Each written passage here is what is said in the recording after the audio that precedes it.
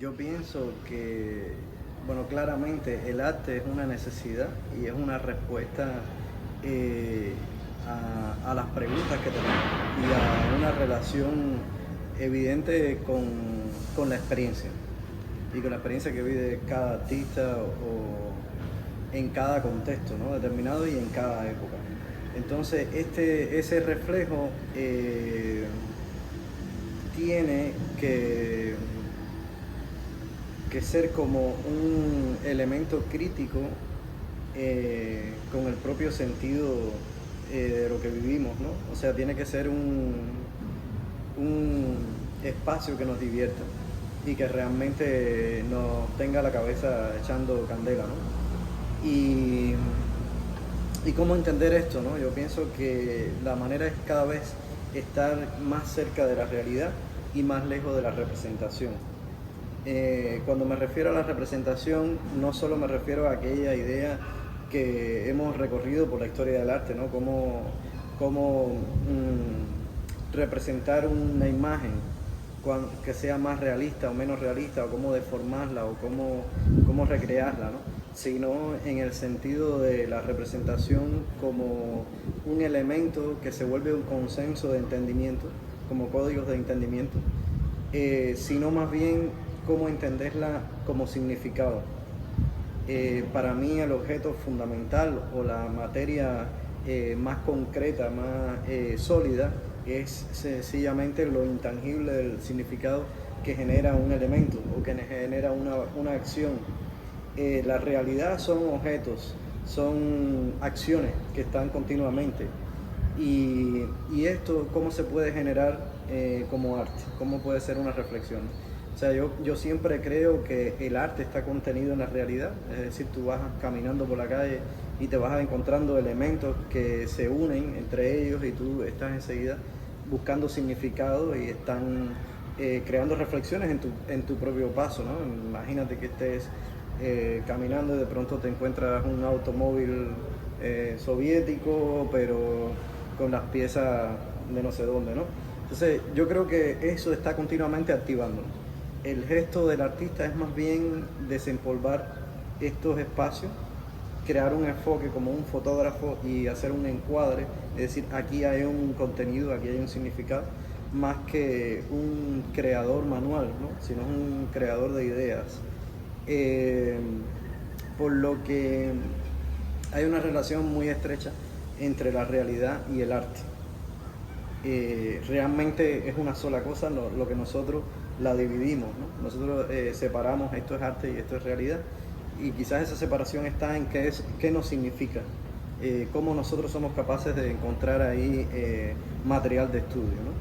Eh, pero fíjate, en esta época la representación también es un material real, o sea, una ilusión de un lugar en la televisión o en los medios digitales también se convierte en una realidad. Es casi como la ficción o la imaginación también forma parte de un elemento concreto.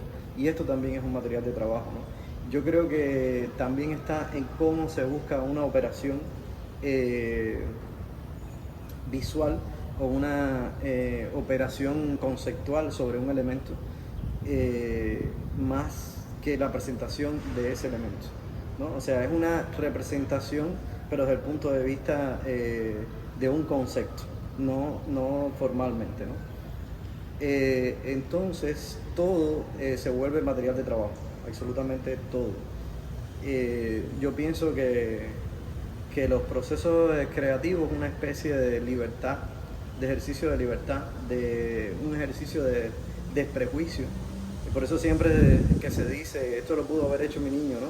O esto lo pudo haber hecho mi primo, o no sé qué, o un niño, yo creo que precisamente ese es el gran halago, porque es la capacidad que tú tienes de desprejuiciarte de los estilos o los sistemas históricos que te explicaron qué cosa era el arte, ¿no? Y tú puedes tener esa absoluta libertad de tomar determinaciones y decisiones concretas con elementos.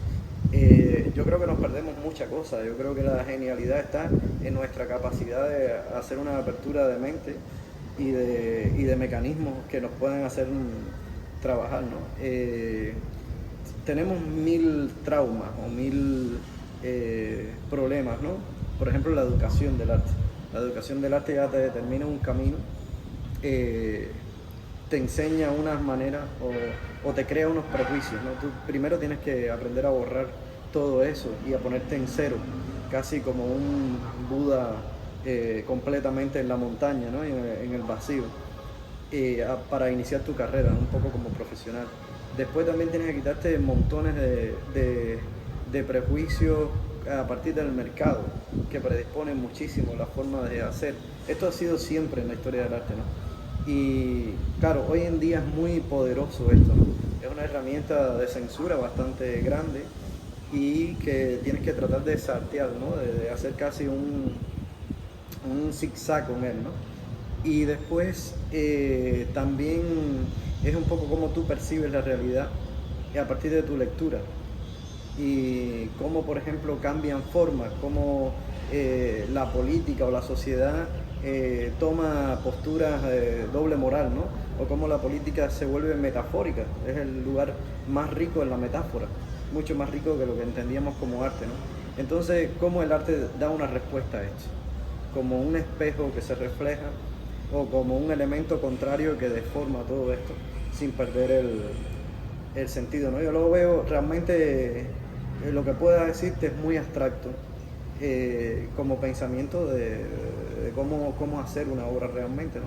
Yo creo que es un proceso bastante desgarrador, el proceso de la creación, de sufrimiento absoluto y después de una libertad absoluta cuando las ideas llegan, ¿no?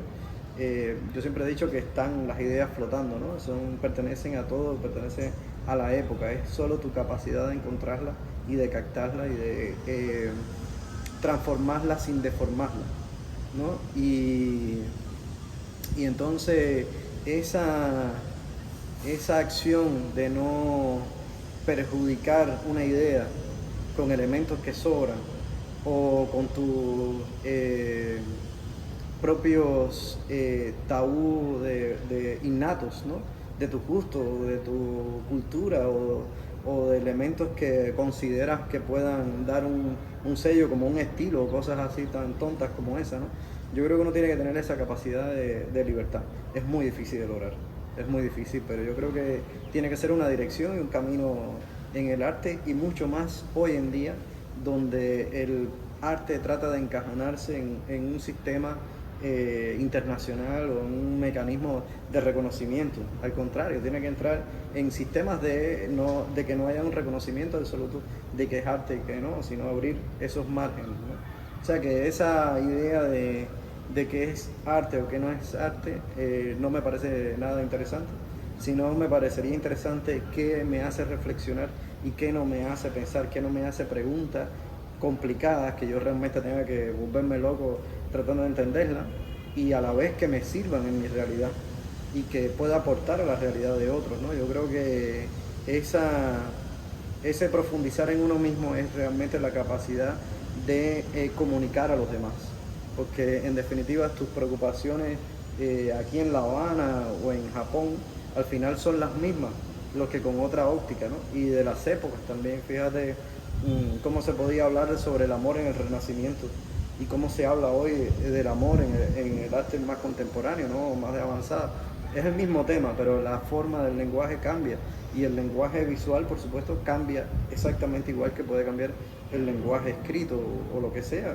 Ahora con el lenguaje de la inteligencia artificial, ¿no? Que deduce lo que tú vayas a decir. Y un poco el arte también está deduciendo que tú vas a entender.